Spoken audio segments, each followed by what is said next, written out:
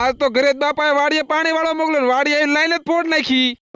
હવાર મસ્ત મજાનો ડાકલા જેવો તૈયાર થઈને આવી ગયો સીધો વાડીએ અને વાડીએ આવીને આપણું પેલું કામ ઢોરા નાકા પાસા કરવાનું.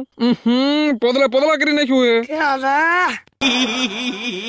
આજથી આપણે 100 દિવસમાં 10 કે ફોલોવર કરવાના ચેલેન્જ નો 41મો દિવસ. એટલે પણ હજી તમે ફોલો નથી કર્યું. પછી એ બધું કામકાજ બતાવ્યું તો ખંડનો કેરો સલકાઈ ગયો. દોડો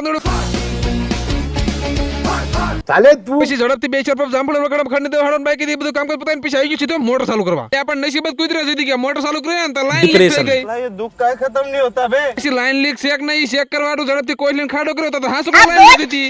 मारो हमको લાઈન માં પાણી નીકળે છે એટલે ખાડો ખાલી કરવો પડશે એટલે અમેરિકા પાસે મંગાવી લીધું પૈસા ડબલું. ચાલુ પાણી લાઈન કાપી દીધી તો બધા મરદ માણાના કામ.